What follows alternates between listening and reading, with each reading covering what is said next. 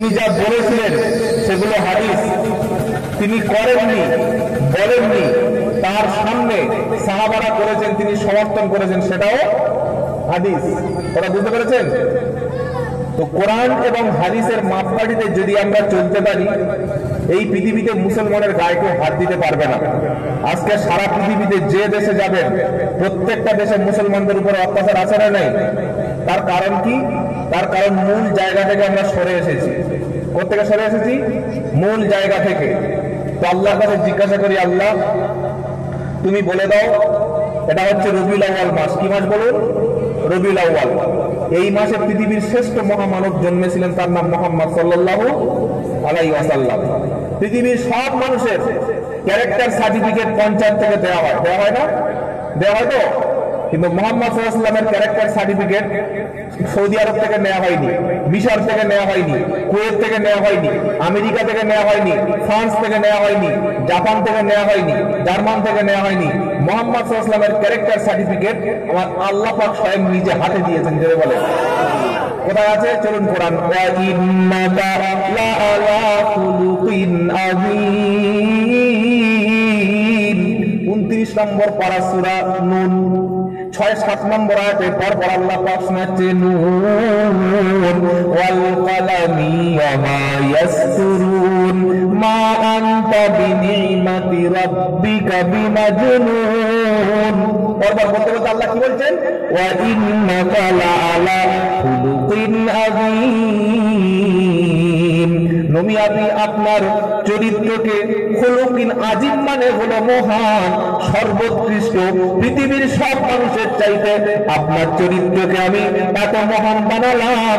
রবীন্দ্রনাথ ঠাকুরের চরিত্র ভালো, ঈশ্বরচন্দ্র বিদ্যাসাগরের চরিত্র ভালো, স্বামী বিবেকানন্দের চরিত্র ভালো, আপনার যে কোনো সাহিত্যিক সবার চরিত্র ভালো, কিন্তু পৃথিবীর প্রত্যেকটি মানুষের চরিত্র ভুল আছে না নাই? জোরে বলুন। কিন্তু মুহাম্মদ সাল্লাল্লাহু আলাইহি ওয়াসাল্লামের চরিত্র জন্ম থেকে মৃত্যু পর্যন্ত, তার বৈবাহিক জীবনে, সাংসারিক জীবনে, রাজনৈতিক জীবনে, ধর্মীয় জীবনে, নবীর যেখানে দেখবেন সেখানে কোনো জায়গায় ভুল পাবেন না। সেটি হলো উম্মতে মুহাম্মাদীর জন্য আদর্শ। তার নাম হচ্ছে মুহাম্মদ সাল্লাল্লাহু আলাইহি ওয়াসাল্লাম। তার মধ্যে কোনো ভুল নাই। সারাটি জীবন নবী সাল্লাল্লাহু আলাইহি ওয়াসাল্লাম তিনি নিজের থেকে কোনো কথা মন গড়া বলতেন না। যে আপনারা বলবেন ঠিক আছে, এটা কোরআন থেকে উদাহরণ দিলেন, কিন্তু বাস্তবে বলুন, আমার নাম মোহাম্মদ আব্দুল্লাহ জুবায়ের শেখ, আমি একজন মুসলিম, আমি সবচাইতে ভালো বলবো আল্লাহকে, তারপরে বলবো রসুলকে, তারপরে বলবো কোরআনকে, তারপরে বলবো ইসলামকে। ভালো বলবো না খারাপ বলবো?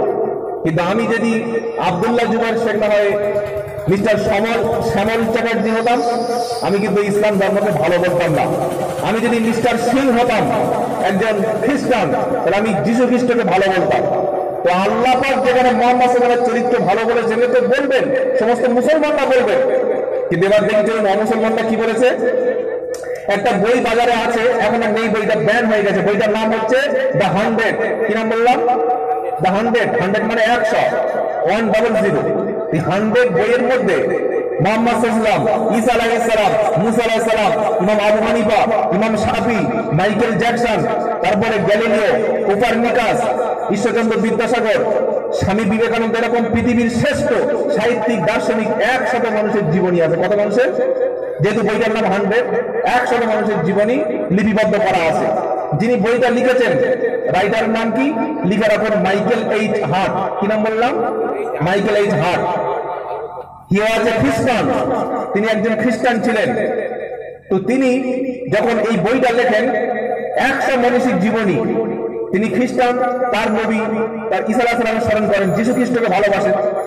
তার বইতে সর্বপ্রথম যীশু খ্রিস্টের নাম দিয়ে শুরু করার কথা, কিন্তু বইয়ের শুরুতে যে নামটা দিয়ে প্রথম শুরু করছেন অন্য কোনো নাম নয়, সেই নামটা হচ্ছে মুহাম্মদ সাল্লাল্লাহু আলাইহি ওয়াসাল্লাম। জোরে বলুন।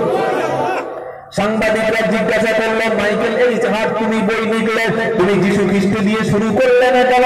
বিদ্যাসাগর দিয়ে শুরু করলে না কেন? তুমি স্বামী স্বামী বিবেকানন্দ দিয়ে শুরু করলে না কেন, গ্যালিলিও দিয়ে শুরু করলে না কেন, রবীন্দ্রনাথ ঠাকুর দিয়ে শুরু করলে না কেন? সাংবাদিকদের প্রশ্নের উত্তরে মাইকেল এইচ হার্ট বললেন, পৃথিবীর যে ব্যক্তির জীবনী আমি লিখব তার জীবনী প্রথম থেকে 1 পাতা 2 পাতা 3 পাতা 4 পাতা পড়ার পরে তেজপাতা মানে কি খাওয়ার ফেলে দাও, তো 2 পাতা 4 পাতা 5 পাতা পড়বে, তার চাইতে বেশি কিন্তু পড়বে না। কিন্তু নবীর জীবনী শুরু থেকে শেষ পর্যন্ত যত মানুষ পড়বে, যত মানুষ শুনবে, তাদের প্রত্যেকের ভিতরে রাসূলুল্লাহর মহব্বতটা তৈরি হবে। তাই আমি যীশু খ্রিস্টের জীবনী দিলাম না। যীশু খ্রিস্টানরা যাকে জিসাস ক্রাইস্ট বলে, তিনি ঈসা আলাইহিস সালাম, আমরা তাকে নবী বলে মানি, কিন্তু খ্রিস্টানরা তার জীবনী বিকৃতি করেছে। ঈসা জন্ম বিদ্যাসাগরের জীবনী দিয়ে যদি শুরু করতাম, মানুষ 2 পাতা 4 পাতা পড়ার পরে তার জীবনী পুরোটা কেউ পড়বে না। রবীন্দ্রনাথ ঠাকুরের জীবনী সব মানুষ অ্যাকসেপ্ট করবে না, কিন্তু বিশ্বনবীর জীবনী দিয়েছে এই জন্য মানুষ শুরুতে যদি ভালো পায় বইটা পড়বে। আর আমি মাইকেল এইচ হার্ট এই জন্য বিশ্বনবী মুহাম্মদ রাসূলুল্লাহর নাম দিয়ে শুরু করলাম। সেই নবীর উম্মত আপনি, আপনার সম্মান কথা আপনি জানেন না? কত সম্মান! শুধু মনে করছে মুসলমানি, মাথায় টুপি, মুখে দাঁড়িয়ে আর ব্যাস মোল্লাগিরি না। পৃথিবীর একজন আপনার মতো আমার মতো ইমানদার যতক্ষণ থাকবে ততক্ষণ পর্যন্ত কিয়ামত হবে না। জোরে বলুন, কিয়ামত আল্লাহ হতে দেবেন না। পানি তো ভাইরা, নবীর জীবনী সম্পর্কে মাইকেল এইচ হার্ট এই কথা বলেছেন। এখন আসুন, মুহাম্মদ সাল্লাল্লাহু আলাইহি সাল্লাম, তাকে যদি আমরা মেনে নিই, তার জীবনটা যদি আমরা ফলো করি, তাহলে বাস্তবিক কি হবে? আল্লাহ পাক বলছেন, যদি নবীর জীবনটা তোমরা ফলো করো, তোমাদের জীবনের সমস্ত গুনাহ মাফ হয়ে যাবে। জোরে বলুন। আর কি হবে? আমি আল্লাহ তোমাদেরকে ভালোবাসতে শুরু করব। আর আল্লাহ যাকে ভালোবাসবেন, দুনিয়ায় কোনো ভয় থাকবে না, আখিরাতে চিন্তা কোথায় আছে? কুল ইন কুনতুম তুহিব্বুনাল্লাহ ফাত্তাবিউনি ইউহিব্বুকুমুল্লাহ ওয়া ইয়াগফিরু লাকুম যুনুবাকুম আল্লাহু গফুরুর রহিম। 3 নম্বর পারা, 3 নম্বর লাইন, 31 নম্বর আর 13 নম্বর পৃষ্ঠা, সূরার নাম সূরা আল ইমরান। আল্লাহ পাক বলছে, কুল, নবী তুমি বলো, ইন কুনতুম তুহিব্বুনাল্লাহ, যদি তোমরা আল্লাহর ভালোবাসার নৈকট্য অর্জন যদি করতে চাও। আমরা কার ভালোবাসায় বসে আছি? জোরে বলুন। আল্লাহর ভালোবাসা, রাসূলের মহব্বতে বসে আছি। বিরানির জন্য কেউ বসে নাই, বসে আছি না। এখন মানুষের পয়সা মোটামুটি কিছু আল্লাহ হলেও দিয়েছে, এখন খাওয়ার জন্য কেউ তার বাড়ি যায় না। ঠিক বলছি না ভুল বলছি? আল্লাহ পাক শোনাচ্ছে, নবী তুমি বিশ্ববাসীর কাছে বলে দাও, তোমার উম্মতানি যদি আমার ভালোবাসা অর্জন যদি করতে চায়, তাহলে ফাত্তাবিউনি, একমাত্র ফলো করতে হবে নবীকে। জোরে বলুন, কাকে? কাকে ফলো করতে হবে? নবীর পোশাকের মতো আমার পোশাকটা করতে হবে। আল্লাহ নবী সাল্লাল্লাহু আলাইহি সাল্লাম তিনি ইসলামের 5 রকম পোশাক হারাম করেছেন। কয় রকম বলুন? মনে থাকবে? 5 রকম পোশাক পরা ইসলামে হারাম। প্রথম পোশাক হচ্ছে পুরুষের পোশাকটা নাভি থেকে হাঁটু পর্যন্ত থাকতে হবে। এর ভিতরে ওপেন করলে কবরে বাঁশ পিঠে পড়বে। 22 বছর, 23 বছর, 25 বছরের ছেলেরা, আপনাদের পড়া আছে, হাফ প্যান্ট পরে আইপিএল খেলা দেখতে বসে বসে, দেখছেন না? এই পর্যন্ত তুলে জি ভরে গেছে। ফেরেশতারা বলছে কবরে চলে আর বাঁশ কবরে ভরে দেবো। কি বলছেন? সাবালক যখন হয়ে গেল, দেখা চলে সাবালক যখন হয়ে গেল, সেখান থেকে মৃত্যু পর্যন্ত কোনো কারণে স্ত্রী মিলন ছাড়া, পেশাব পায়খানা ছাড়া আর কয়েকটি কারণ যদি কোনো যুবক ছেলে, আগাম ছেলে হাঁটু থেকে নাভি পর্যন্তের ভিতরের অংশটা ওপেন করে, তাকে শাস্তি দেবেন কে? কি শাস্তি দেবেন শুনে রাখুন। তাকে শাস্তি হলো জাহান্নামের শাস্তি দেবে। আর জাহান্নামের শাস্তি যখন দেবে, বাঁচার জন্য আল্লাহর কাছে দোয়া চাইবে, দোয়া সেদিন কবুল হবে না। প্রত্যেকটি আদাল সাবালক পুরুষের নাভি থেকে হাঁটু পর্যন্ত ঢেকে রাখা ফরজ। যদি জিজ্ঞাসা করি নবী সাল্লাল্লাহু আলাইহি ওয়াসাল্লাম কি ঢাকতেন, অবশ্যই শুধু নবী সাল্লাল্লাহু আলাইহি ওয়াসাল্লাম যুবক বয়সে ঢাকতেন না। আল্লাহ নবী সাল্লাল্লাহু আলাইহি ওয়াসাল্লাম যখন হালিমাতুস সাদিয়া নবীকে নিয়ে চলে গিয়েছিলেন তায়েফে, জানেন না? ইতিহাস জানেন, জাস্ট স্মরণ করে দিচ্ছি। হালিমাতুস সাদিয়া নবী সাল্লাল্লাহু আলাইহি সাল্লামকে যখন নিয়ে চলে গেলেন, যাওয়ার পরে হালিমাতুস সাদিয়া বলেন মুহাম্মদ সাল্লাল্লাহু আলাইহি সাল্লাম তিনি যখন প্রথমে কান্নাকাটি করতেন, আমি হালিমা বুঝতে পারতাম না যে তিনি কেন কাঁদেন। পরবর্তীকালে জানতে পারলাম নবী মুহাম্মদ সাল্লাল্লাহু আলাইহি সাল্লামের যখন হাঁটু থেকে কাপড়টা ওপেন হয়ে যেত, একটু অনাবৃত হয়ে যেত, কাপড় যখন সরে যেত, সঙ্গে সঙ্গে তিনি কান্না শুরু করতেন। আমি হালিমা বুঝতে পারার পরে কাপড় দিয়ে যখন থেকে দিতাম, দেওয়ার সাথে সাথে আমার নবী তখন কান্না বন্ধ করে দিতে। সুবহানাল্লাহ। যারা বললাম আগামীকালকে গোসল করার সময় গামছা বেঁধে পুকুরে ঝাঁপ মারবো, কাঁচা মেরে বলুন ইনশাআল্লাহ। বলে ইনশাআল্লাহ। কি বলছেন? হ্যাঁ, নবী মুহাম্মদ সাল্লাল্লাহু আলাইহি ওয়াসাল্লাম এই জায়গাটা কখনো ওপেন করতেন না। আরো একটা নবী ঘটনা বলি। আবু তালেব নবীর চাচা মুহাম্মদ সাল্লাল্লাহু আলাইহি ওয়াসাল্লামকে নিয়ে একটা কাজ করছেন। ছোট বাচ্চা ছেলেদের খবরদার এই ভুলটা করবেন না। বাচ্চা ছেলে 7 বছর 8 বছর বয়স, একটা মানুষকে ফট ফট টেনে প্যান্ট খুলে দিল। কি হলো? বাচ্চা মানুষ কোনো লজ্জা আছে? ওর লজ্জা বেশি। বাচ্চার লজ্জা শেখাতে হবে। আপনি একটা বাচ্চা ছেলের প্যান্ট টেনে খুলে দিতে পারেন না, এই অবস্থা থেকে যেন থাকেন নাই। 8-10 জন মানুষের সামনে একটা বাচ্চা প্যান্ট টেনে খুলে দিয়েছেন না, দিয়ে ছবি তুলে নিল। ওই যে বাচ্চাটা আপনি বেইজ্জতি করলেন, অসম্মান করলেন, অপমানিত করলেন, এই অধিকার আপনার নাই। নবী মুহাম্মদ সাল্লাল্লাহু আলাইহি ওয়াসাল্লাম তিনি মাত্র 7 থেকে 6 বছর বয়স, 8 বছর বয়স, একেবারে শিশু। আবু তালেব চাচা সঙ্গে নিয়ে গেছেন কাজ করতে। তো ওই পাথরগুলো কাঁধে করে বহন করছে মুহাম্মদ সাল্লাল্লাহু। লুঙ্গি পরে আছে তো নবী, বাচ্চা মানুষ লুঙ্গি পরে দিলে জড়িয়ে যায় না? যাই কিনা বলেন না? বড় মানুষ লুঙ্গি খুলে কোথায় রেখে দিচ্ছে তা ঠিক নেই, মদ খেয়ে আর বাচ্চা মানুষ জড়াবে কিনা জড়াবে না। তখন আবু তালেব বললেন মুহাম্মদ সাল্লাল্লাহু আলাইহি ওয়াসাল্লাম লুঙ্গিটা তুমি একটু খুলে আর কাঁধে দিয়ে নাও, আর তোমার পায়ে জড়াবে না। শুনে অবাক, কি বলেন আপনি? লুঙ্গি খুলতে বললেন? যখন আবু তালেব কথা বললেন মুহাম্মদ সাল্লাল্লাহু আলাইহি ওয়াসাল্লাম লুঙ্গি খুলবেন তো দূরের কথা, লুঙ্গিটা খুলে কাঁধে তুলবেন দূরের কথা, কোমরে হাত দিতে গেছেন, যাওয়ার সাথে সাথে বেহুশে আল্লাহর জমিনে পড়ে যায়। সুবহানাল্লাহ। কেন? আগাম শরমের অনুভূতি। লুঙ্গি আমি খুলবো কি করে? আজকে লজ্জা শরম বলতে আমাদের কিছু নাই। কুকুর দাঁড়িয়ে পেশাব করছে, তার পাশে একটা যুবক ছিল, সেও পেশাব করছে। আজকের মেডিকেল সায়েন্স বলছে যারা দাঁড়িয়ে পেশাব করে তাদের ইন্দ্রিয় ক্ষমতা কম, যারা দাঁড়িয়ে পেশাব করে তাদের কিডনি ফেলিওর হয়ে যাবে। কি বুঝলেন বলুন? 1400 বছর আগে নবী বলে গেছেন বসে পেশাব কর। মুসলমান এমনি এমনি বসে পেশাব করে? ইসলাম হচ্ছে বৈজ্ঞানিক, বিজ্ঞান ভিত্তিক ধর্ম। বলুন সুবহানাল্লাহ। যে কথা বলছিলাম, পোশাক 5 রকম হারাম। ওরকম বললাম, বেটা ছেলের জন্য নাভি থেকে হাঁটু পর্যন্ত ঢেকে রাখা ফরজ। কিছু মুসলমানের অভ্যাস আছে, রাগ করবেন না সোনার চাঁদ বন্ধুরা। বয়স্ক মানুষ নামাজ পড়েন, তাহাজ্জুদ পড়েন, কপালে 10 টাকার কয়েনের মতো দাগ, হাঁটুতে দাগ হয়ে গেছে, হাতে 200 দানা তাসবিহ, সুবহানাল্লাহ, আলহামদুলিল্লাহ। নবী বললেন যার লজ্জা নেই তার ঈমান নাই। এই ব্যক্তি মসজিদের পুকুরে ওযু করতে গেছে, ওযু করার আগে টয়লেটে গেছে, এক নাম ভরে গেছে, পেচ্ছাপ করার পরে সেখানে পানি নিতে হবে। আল্লাহর নবী সাল্লাল্লাহু আলাইহি ওয়াসাল্লাম তার পেশাব লাগলে গোপন জায়গায় যেতেন, জীবনে ওপেন ভাবে পেশাব তিনি করতেন না। নামাজ পড়ে, তাহাজ্জুদ পড়ে, জিকির করে, কোরআন পড়ে, এত নির্লজ্জ হয়ে গেল।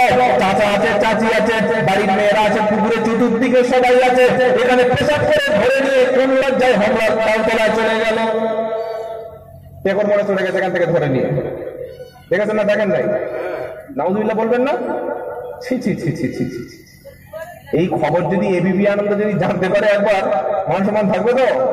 বলে মুসলমানরা এখন ধরাধরি করে হাঁটাহাঁটি করে। নাউযুবিল্লাহি মিন যালিক। গিয়ে তার নবী শেখায়নি পেশাব করার পরে ওয়েট করুন, বসুন, বাথরুমের মধ্যে পেশাব করে দাঁড়ান, বসুন। কেন আপনার কে ছুটতে পেরেছে? ইসলাম নোংরামি নয়, ইসলাম অসভ্য নয়। সভ্যতা শিখিয়েছে, সিভিলাইজেশন শিখিয়েছে মুহাম্মদ সাল্লাল্লাহু। আর সেই ইসলামকে বানাতে বানাতে ধরে হাঁটা শুরু করে দিয়েছে। নাউযুবিল্লাহি মিন যালিক। আল্লাহ নবী সাল্লাল্লাহু আলাইহি ওয়াসাল্লাম তাই বললেন প্রথম হচ্ছে পুরুষের ঢাকতে হবে, এবার মহিলাদের বললেন 2 হাতের কবজি পর্যন্ত ঢাকতে হবে, প্রত্যেকটি মহিলাকে পায়ে পাতা পর্যন্ত ঢাকতে হবে। খুব প্রয়োজনে মুখটুকু খুলবে, তা না হলে জোরে বলুন, তা না হলে মুখ খুলবে না। সন্ধ্যা থেকে জলসা হলে, সন্ধ্যা থাকেন ভিড় হলো বাজারে, হয়েছে না হয় নাই? আমাদের বোন গেছে, মা গেছে, চাচি গেছে, ভাবি গেছে, 50 টাকা দিয়ে বলেছি যা এই সুযোগে থেকে হায় রাত হলে চান্স।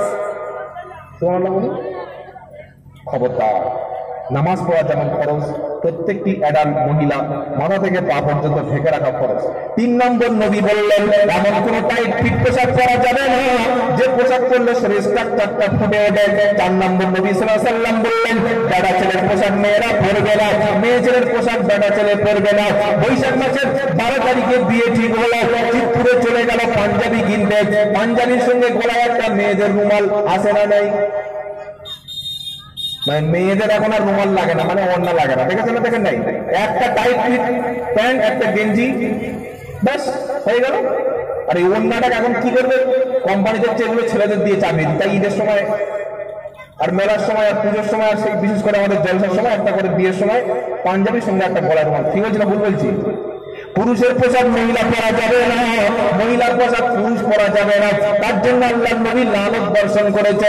আর 5 নম্বর নবী বললেন কোন বিজা দিয়ে পোশাক পরা যাবে না, হলুদ কেটকেটে গেরুয়া কালার। অনেক মুসলমান ছেলে এটা ফ্যাশন হিসেবে ব্যবহার করে, এটা যাবে না। এই 5 রকম পোশাক পরা ইসলামে। তাই যে কথা শোনাচ্ছিলাম, আল্লাহ পাক বলছেন নবীর অনুসরণ করবে, নবীর ফলো করবে। কেমন নবী পৃথিবীতে পেয়েছি আমরা? আল্লাহর নবী সাল্লাল্লাহু আলাইহি ওয়াসাল্লাম তিনি মাত্র 5 বছর বয়সে যখন আমিনার বাড়িতে, আমিনা থেকে নিয়ে হালিমা সাদিয়ার বাড়িতে যখন গেলেন, নবী সাল্লাল্লাহু আলাইহি ওয়াসাল্লাম তিনি রাত্রেবেলা যখন দুধ খাওয়ার প্রয়োজন হতো কখনো ভাইয়ের উপরে বেইনসাফি করতেন না। নবী সাল্লাল্লাহু আলাইহি একটা দুধ ভাই ছিলেন, সেই দুধ ভাই যখন নবী সাল্লাল্লাহু আলাইহি কাছ থেকে দুধ পান করতেন, হালিমা সাদিয়া দুধ পান করাচ্ছেন মুহাম্মদ সাল্লাল্লাহু আলাইহি ওয়াসাল্লামকে। ডান দিকের স্থানে দুধ পান করানো হয়ে গেল, বাম দিকের স্থানে নবী সাল্লাল্লাহু আলাইহি ওয়াসাল্লাম জীবনে মুখ দিতেন না। তিনি জানতেন যে ডান দিকের দুধটা আমার জন্য রিজার্ভ, বাম দিকের দুধটা হালিমা আমার দুধ ভাইয়ের জন্য রিজার্ভ। এইটা যদি খেয়ে ফেলি তাহলে তার হক মারা হবে। জোরে বলুন না সুবহানাল্লাহ। এই আদর্শ যদি মুসলমানের মধ্যে থাকতো, ভাই ভাই মারামারি করে আপনারা জায়গার জন্য হাইকোর্টে যেতাম না। এই আদর্শ যদি মুসলমানের মধ্যে থাকতো, ধান চাষ করতে গিয়ে জমির আল ফেলতাম না। এই আদর্শ মুসলমানের মধ্যে থাকতো, সীমানা নিয়ে গুটোগুটি আছে না নাই? জোরে বলুন। এ সমস্যা সবাই কম বেশি ফিল করে। নবী বলল কেউ যদি কারোর 1 বিঘত সীমানা যদি কেউ ঠেলে নিয়ে নেয়, অভিজ্ঞ ভাই 1 কাঠা 2 কাঠা 1 শতক নয়, কত? 1 বিঘত সীমানা যদি কেউ ফেলে, কিয়ামতের দিন 500 বছরের জমিন তার জন্য চাপিয়ে দেওয়া হবে। মুখ ভর্তি দাড়ি হবে, মাথায় বড় রুমাল পাঞ্জাবি হবে, পা পর্যন্ত পাঞ্জাবি হবে, পা পর্যন্ত পাঞ্জাবি, মুখ ভর্তি দাড়ি, মাথায় উঁচু টুপি, হজ করবে 3 বার, উমরা করবে 4 বার, কুরবানি করবে 12 বার। সব করার পরে হজ যদি পরের বারে জমির আল যদি ঠেলে খাও, চামড়া আল্লাহ ছাড়িয়ে নেবে। কি ছাড়িয়ে নেবে বলে? চামড়া ফামড়া তো আমাদের এই কসাইরা ছাড়া, মুচিরা ছাড়া আল্লাহ ছাড়াবে। কোথায় আছে? ইন্নাল্লাযীনা কাফারু বিআয়াতিনা সাওফা নুসলিহিম নারা কুল্লামা নাকিজাত জুলুদুহুম বাদদালনাহুম জুলুদান গায়রাহা লিয়াযুকুল আযাব। 5 নম্বর পারা 6 নম্বর পৃষ্ঠা 4 নম্বর লাইন 56 নম্বর আয়াত, সূরার নাম সূরা নিসা। আল্লাহ পাক বলে ইন্নাল্লাযীনা কাফারু বিআয়াতিনা সাওফা নুসলিহিম নারা। আমার আয়াত আমার কোরআন শোনার পরে মিথ্যা মনে করবে, শুনবে না, যারা মানবে না আমি আল্লাহ খুব তাড়াতাড়ি আগুনে দেবো। কোথায় দেবো? আগুনে। আমাদের বাড়িতে বিদ্যুৎ আছে তো, গ্যাসের রান্না হয় তো, গ্যাসের রান্না যে আগুন জ্বালে, তার চুলে যে উনুনে আগুন জ্বালে, কয়লার আগুন, ওর মধ্যে আপনারা 5 মিনিট আঙ্গুলকে দিতে পারবেন? হাত তুলে দেখে আসবেন তো পারবেন না? এই আগুনের চাইতে জাহান্নামের আগুন 70 গুণ বেশি। কত গুণ বলুন? 70 গুণ বেশি। সেই আগুন যখন বান্দার শরীরে দেওয়া হবে, কোরআন বলছে সাওফা নুসলিহিম নারা, খুব তাড়াতাড়ি আগুনে তার প্রবেশ করাবো। কুল্লামা নাকিজাত জুলুদুহুম বাদদালনাহুম জুলুদান গায়রাহা লিয়াযুকুল আযাব। চামড়া যখন ছাড়িয়ে নেব, আবার পুনরায় তার চামড়া পরিয়ে দেব। সেজন্য যদি কারোর কাছ থেকে জমি জোর করে দখল করে থাকেন, লাঠির ক্ষমতায়, পাটির ক্ষমতায়, বুদ্ধি বলে, ছলে বলে, গরিব বলে, এতিম বলে, অসহায় বলে, দরিদ্র বলে, বুদ্ধি নেই বলে তার জায়গা যদি সামান্য পরিমাণ দখল করে থাকেন, নবীর উম্মত যদি হয়ে থাকেন, আগামীকাল সকালবেলা কালকে ফিরিয়ে দিয়ে তবে জোহরের নামাজ পড়তে যাবেন। যদি বলেন মাওলানা যা করেছি বুদ্ধি দিয়ে করেছি, কোর্ট থেকে এফিডেভিট করে নিয়েছি, ক্ষমতা দিয়ে করে নিয়েছি, কেউ বুঝতে পারবে না, কোরআন বলছে সব গোপন হবে, গোপন কিছু থাকবে না। বলে কোথায় লেখা আছে বলো, ওয়াকুল্লা ইনসানিন আলজামনাহু তাইরাহু ফি উনুকিহি ওয়া নাখরিজু লাহু ইয়াওমাল কিয়ামাতি কিতাবান ইয়ালকাহু মানশুরা কিতাবাকা কাফা বিনাফসিকাল ইয়াওমা আলাইকা হাসিবা। 15 নম্বর পারা 2 নম্বর পৃষ্ঠা 6 নম্বর লাইন 12 নম্বর পারা আসওয়ার নাম সুয়ার বানি ইসরাইল কোরআন শুনিয়ে দিচ্ছে, আমি আল্লাহ পাক প্রত্যেক বান্দার কর্মলিপিগুলি গুনে গুনে সিলেকশন করে তার গলায় আমি ঝুলিয়ে দেব, আর কিয়ামতের দিন সবার সামনে ফাইলখানা খুলে দেব। সবার সামনে কি করবে বলুন? ফাইল খুলে দেবে। সারা জীবন কি করেছো? মানুষ গুনে গুনে সব যখন করবে, জমির হিসাব বার হয়ে পড়বে, জায়গার হিসাব সব বার হয়ে পড়বে, আল্লাহ পাক বলবে কাফা বিনাফসিকাল ইয়াউমা আলাইকা হাসিবা, তুমি তোমার হিসাব নিজে দেওয়ার জন্য যথেষ্ট। এই জায়গা জমির গন্ডগোল নবীর জামানায়ও ছিল। কি বললেন? নবীর জামানায় ছিল না? এইরকম মুখে দাঁড়িয়ে একবার পা পর্যন্ত পাঞ্জাবি মুসলমান দেখবে সালাম আলাইকুম নারাইকুম, বিশাল ব্যাপার। জায়গা নিয়ে গন্ডগোল হচ্ছে কার সঙ্গে? নন মুসলিম ইহুদির সাথে। ইহুদি বিচার দিয়েছেন মুহাম্মদ সাল্লাল্লাহু আলাইহি ওয়াসাল্লামের কাছে। আমার নবী ছিলেন সবচাইতে ন্যায় বিচারক। সুবহানাল্লাহ। আজকে সমাজে ন্যায় বিচার নেই। ন্যায় বিচার যারা করে, কিয়ামতের দিন 7 শ্রেণীর মানুষকে আল্লাহ আরশের তলায় ছায়া দেবেন। তার মধ্যে একজন হচ্ছে যিনি ন্যায় ইনসাফ ভিত্তিক বিচার ব্যবস্থা কায়েম করেন। জোরে বলুন। তিনি পঞ্চায়েত সদস্য হতে পারেন, এমএলএ হতে পারেন, এমপি হতে পারেন, প্রধান হতে পারেন, মেম্বার হতে পারেন, পাড়ার মাতব্বর হতে পারেন, যেই হোক না কেন, তিনি যদি ইনসাফ ভিত্তিক বিচার ব্যবস্থা প্রতিষ্ঠা করেন, ন্যায় যদি প্রতিষ্ঠা করেন, কিয়ামতের দিন আরশের তলায় ছায়া পেয়ে যাবে। মানুষ বিচার পায় না। বিচার আজকে সমাজে নয়। গরিবের বিচার হবে না, অসহায়ের বিচার হবে না, দুর্বলের বিচার হবে না, সংখ্যালঘুর বিচার হবে না।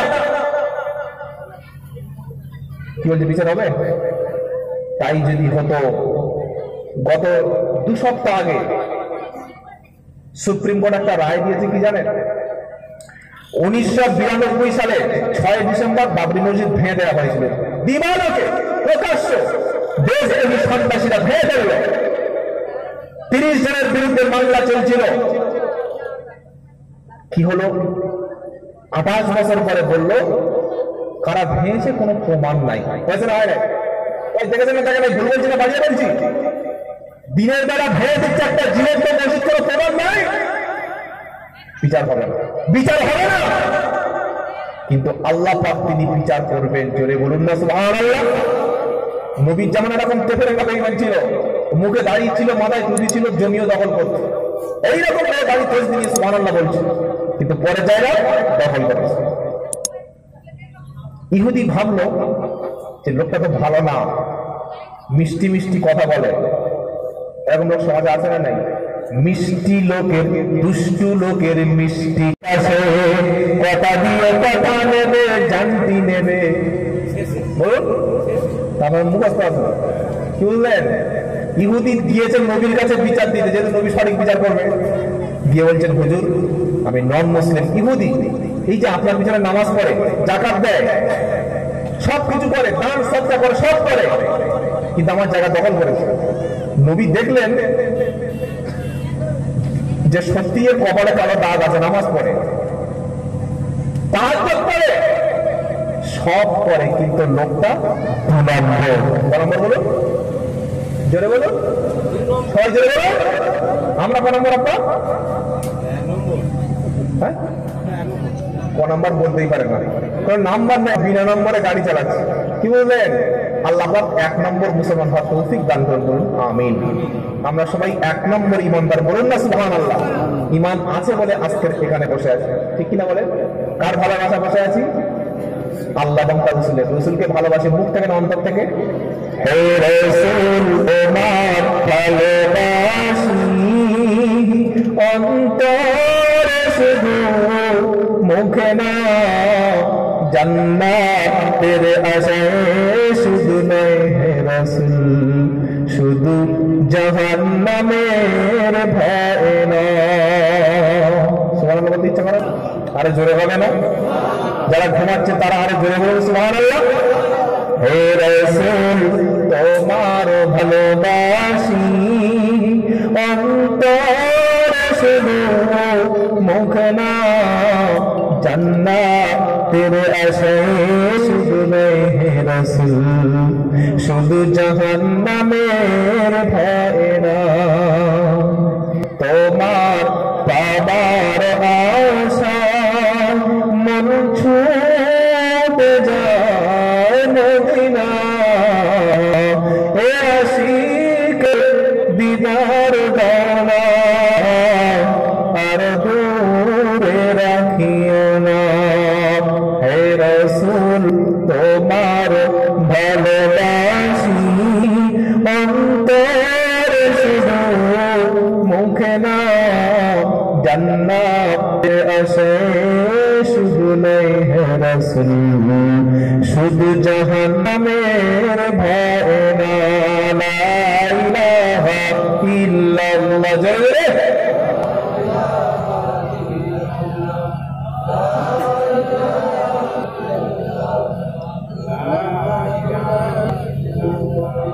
সাল্লাল্লাহু আলাইহি ওয়াসাল্লাম। ইহুদি গেছে নবীর কাছে কমপ্লেইন করতে, FIR ফার্স্ট ইনভেস্টিগেশন করতে গেছে, ফার্স্ট ইনভেস্টিগেশন রিপোর্ট দিতে গেছে নবীর কাছে। ইয়া রাসূলুল্লাহ জমি নিয়েছে কিছু বলুন।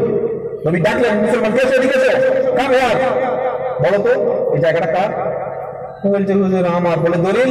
হ্যাঁ দলিল নাই। নবী দেখলেন নামাজ পড়ে, কোরআন পড়ে, কিন্তু 2 নম্বর পাকা বেঈমান। কি বেঈমান বলুন? পাকা বেঈমান। বিচার করে জায়গাটা দিয়ে দিলেন ইহুদিকে, বলে যাও এই জায়গা তোমার নয়। দেখলো নবীর কাছে এসেছিলাম হুড়িয়ে হারিয়ে নিতে, তো তাও এখানে হলো না। বললো এই বিচার পছন্দ হয়। বলে কেন? বলে চলো ওমরের কাছে যাবো। আল্লাহর নবী যেখানে হ্যাঁ বলে দিয়েছে, পৃথিবীর কোনো মানুষের আগে না বলতে পারবে? বলুন। নবী মুহাম্মদ সাল্লাল্লাহু আলাইহি ওয়াসাল্লাম সুপ্রিম কোর্ট যেখানে রায় দেয়, সেই রায় হাইকোর্টে গেলে টিকবে? আপনারা কি বলছেন তাড়াতাড়ি বলুন। তো বলে চলো ওমরের কাছে যাই। এখন ইহুদি দেখছে যে জায়গা আমার, নবী রায় দিয়ে দিয়েছে, মুসলমান তেফেরেঙ্গা মানবে না, তো যাই, যাওয়া যাক, শুনবে না যাই। নবীর বিচার মানে না, চলে গেছে ওমরের কাছে। এবার দেখুন অবস্থাটা কি হচ্ছে। গিয়ে তো দুষ্টু লোকের মিষ্টি কথা হাও হাও করে কাটছে। হুজুর পাচ্ছেন কি হলো? পাগলা ভাড়াই দে। বললো আমার জায়গা দখল করে নিয়েছে। বললো তাই? বললে হ্যাঁ। বলে আমি নামাজ পড়ি, কোরআন পড়ি, সব করি। ইহুদি বলছে, ওমর ফারুক বলছেন ইহুদিকে, তোকে কিছু বলা আছে? বিচার যখন হয় বাদী এবং বিবাদী দুজনের কথা শুনতে হবে না? হবে কিনা? তো বল তোর কি বলা আছে বল। ইহুদি বলছেন হুজুর আমার তেমন কিছু কমপ্লেন নেই, তবে একটা কথা, আপনার কাছে আসার আগে রায় হয়ে গেছে। কে রায় দিল? বলেন মুহাম্মদ সাল্লাল্লাহু। মানে নবী বলে দিয়েছে জায়গাটা আমার। আমার বলে ইয়েস। ওমর ফারুক অত্যন্ত রাগী মানুষ, ওনার আগেই রেগে যেতেন। কি বার করতেন? বার করেছে। বলে দাও তুমি বিচারের মাপ পাবে, আমার ঘরের ভিতরে যাই। গেল, আন্দো খাস করে মেরে দিয়েছে মুনাফিক মুসলমান। যেই মেরে দিয়েছে কাটা মুরগির মতো লাফাচ্ছে। ইহুদি লুঙ্গি কাঁচা মেরে ছুটে যান, তাড়াতাড়ি জীবন নিয়ে পালায়। ওমর বলে না জমি লাগবে না, পালায়। ওটা মদিনা গরম হয়ে গেছে। ওমর ফারুক মুসলমান হত্যা করেছে, বিচার হবেই হবে। মনে রাখবেন, রাগ করবেন না, প্রথমেই বলে নিয়েছি সত্য কথা বলতে হবে। আপনি যদি একজন কলেমা পড়া মুসলমানকে মারেন, সিপিএম করুক, কংগ্রেস করুক, তৃণমূল করুক, বিজেপি করুক, হেজবুল্লাহ, ফুরফুরা, আজমগড়ি, কাদিয়া, চিশতিয়া, মাওলানা, যাই হোক, যদি কলেমা পড়া মুসলমান যদি হয়, আপনার জায়গা হবে জাহান্নাম। কোথায় আছে? 5 নম্বর পারা, 5 নম্বর লাইন, 95 নম্বর আয়াত, সূরা 93 নম্বর আয়াত, সূরার নাম সূরা নিসা। কি বলছে আল্লাহ? মাইয়াকুতুল মুমিনান মুতাআম্মিদান ফাজাযাউহু জাহান্নামা খালিদান ফিহা। কেউ যদি কোন একজন কলেমা পড়া ইমানদার মুসলমানকে হত্যা করে, কাকে মারলেন? কাকে মারলেন বলে? শুধু কলেমা পড়েছে, হসপিটাল নাই করুক, জাকাত দিবার না দিক, ফাসিক হোক, মক্কের হোক, সুদকের হোক, জেনাকের হোক, যাই হোক, যদি কলেমা পড়ে থাকে তাকে মুসলমান বলতে হবে, তার ঈমান আছে। পাপিষ্ঠ মুসলিম, পাপিষ্ঠ ইমানদার আজাদ ভোট করবে, কিন্তু কাফের বলতে পারবে না। কোরআন কি শোনাচ্ছে? মাই ইয়াকুতুল মুমিনান মুতাআম্মিদান ফাজাযাউহু জাহান্নামা খালিদান ফিহা। কেউ যদি কোন একজন ইমানদারকে মারে, ভাই ভাই মারামারি আছে না নাই, বাপ দাদা জমি জায়গা নিয়ে খুনোখুনি আছে না নাই, এই জলটা নিয়ে মারামারি আছে না নাই, জমি জায়গা নিয়ে মারামারি, রাজনীতি ধর্মনীতি সব জায়গায় মারামারি। খবরদার খবরদার, একজন নিরাপরাধ মানুষকে যদি আপনি খুন করেন, কোরআন বলছেন তার শাস্তি হলো জাহান্নাম। কি শাস্তি বলুন? কি শাস্তি? জাহান্নাম। তাকে শাস্তি হলো জাহান্নাম। আপনি যাকে মারলেন কখনো মাফ হবে না। আল্লাহ কখনো খুনিকে ক্ষমা তিনি করবেন না। এই কাউকে জীবনে আঘাত করা যাবে না, এমনকি বিনা কারণে একটা কুকুর হত্যা করা, বিনা কারণে কুকুর মারা যাবে? ইসলাম তাও বলে না। কেন?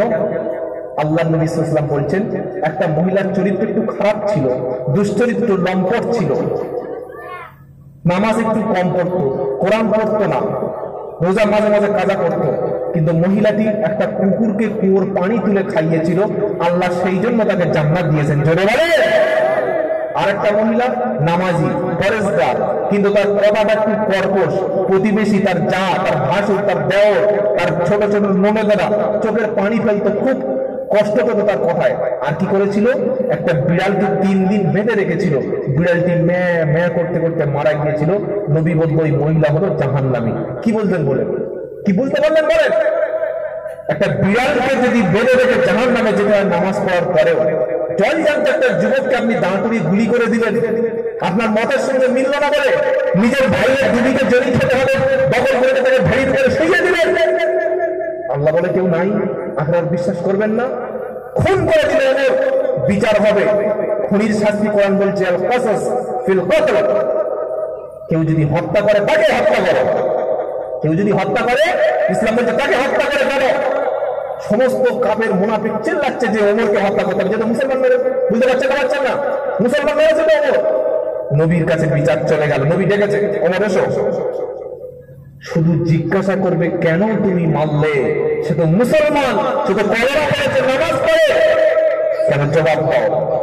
ওমর ফারুক আসামির কাঠ গড়ায়, নবী বসে আছেন মহান মান্য বিচারকের আদালতে, চুপ করে মাথা নিচু করে আছে, একটু ওয়েট করছে, দেরি করে সবে নবী মুখ তুলেছেন, জিজ্ঞাসা করবে ওমরকে মারলে কেন?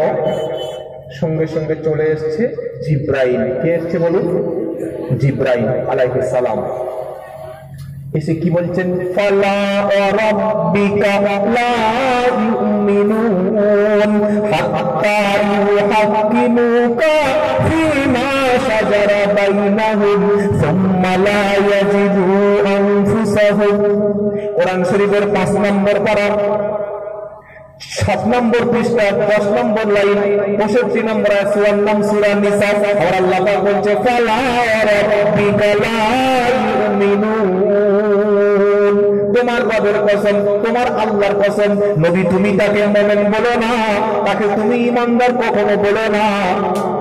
যে ব্যক্তি আল্লাহর রাসূলের ফয়সালা হয়ে যাওয়ার পরে রাসূলের বিচারটা যে মানতে পারলো না, রাসূলের রায়টা যে মেনে নিতে পারলো না, রাসূলের ন্যায় বিচার যে মানতে পারলো না, তাকে কখনো মুমিন বলা যাবে না। তাই ওমর যাকে হত্যা করেছে মুনাফিক নামদারি ফেক মুসলমান ছিল, ওকে মেরে দিলে কোনো পাপ হবে না। আল্লাহর নবীর আদালত থেকে ওমর বেকসুর খালাস হয়ে গেলেন। জোরে বলে। এইরকম মুনাফিক আমাদের মসজিদে একটাও নেই, বুঝলেন? সব ভালো মানুষ, ফেরেশতা। আল্লাহ পাক সবাইকে ভালো মুসলমান হওয়ার তৌফিক দান করুন, আমিন। তাই জায়গা জমি খবরদার দখল করা যাবে না, জায়গা নিলে ফিরত দেবেন। বনের সম্পত্তি মেরে খাওয়া লোক আপনাদের হোমরা, এটা হোমরা, হ্যাঁ আপনাদের হোমরাতে নাই।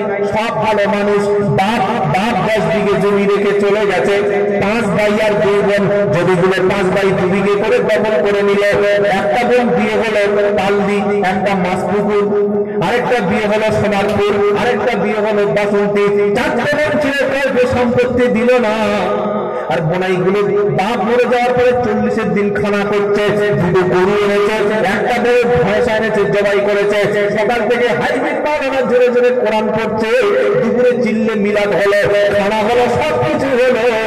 বোনগুলো মনে করলো খানার শেষে জমি মনে হয় ভাগ হবে, জমি একটাও দিল না। বোনগুলো যাওয়ার সময় বলছে, বড় ভাই বাপের তো 10 বিঘে জমি ছিল, 5টা ভাই তোমরা মিলে আমাদের কি কোনো অংশ হবে না? তখন বড় ভাই বলছে, দেরি কর, সামনে বছর একটা চিন্তা ভাবনা করবো। লকডাউনে কোর্ট বন্ধ, কিন্তু ভিতরে ভিতরে অনলাইনে কাজ শেষ। কি বললেন? কলম মেরেতে বসে আস, জমি নিয়ে নিয়েছে। কিয়ামতের দিন এই বড় ভাই যতবার হজ করুক না কেন, আল্লাহর সামনে যখন উঠবে, কোরআন বলছে ওয়াউদিয়াল কিতাবু ফাতারাল মুজরিমিনা মুশফিকিনা মিম্মা ফীহি ইয়াকুলুনা ইয়া লাইতানা মা লিহাদাল কিতাব লা ইউগাদিরু সাগীরাতান ওয়ালা কাবীরাতান ইল্লা আহসাহা। 15 নম্বর পর 4 নম্বর লাইন 49 নম্বর সূরার নাম সূরা কাহফ। আল্লাহ পাক বলছে, অপরাধী ভিকটিম লোকগুলি যারা দুনিয়ার নির্যাতন করেছিল, জুলুম করেছিল, অন্যায় অবিচার জুলুম করে খেয়েছিল পরে সম্পত্তি লুটে পেটে, তারা কিয়ামতের দিন ভয়ে কাঁপতে শুরু করবে। আর তাদের সামনে হিসাবগুলি সবকিছু ওপেন হয়ে যাবে। যাওয়ার পরে তারা বলবে, কি সার্টিফিকেট হাতে এলো রে বাবা, ছোট কোনো বড় কোনো একটাও বাদ গেল না, সবগুলো খুঁটি ঘাটে চলে এসছে। সেজন্য আজ থেকে তারা সম্পত্তি মেরে খাবো না, বলুন ইনশাআল্লাহ। কেউ টাকা পেলে ফেরত দেবেন, বলুন ইনশাআল্লাহ। বোন যেন বাড়ি থেকে কেঁদে না যায়। বোন যখন বাড়ি থেকে হেসে যাবে, আপনার পাশে একজন প্রতিবেশী আপনার মৃত্যুর পরে যখন ভালো বলবে, বুঝতে হবে আপনি একজন খাঁটি মুসলমান। জোরে বলুন না সুবহানাল্লাহ। এইবার নবীর বিচার ফয়সালা হয়ে যাওয়ার পরে জমি ইহুদি ফিরে পেল, আর মুনাফিক পৃথিবী থেকে চিরতরে শেষ হয়ে গেল। সেজন্য মুনাফিকি করবো না, আমরা হলাম খাঁটি ইমানদার, খাঁটি মুমিন বান্দা। জোরে বলুন সুবহানাল্লাহ।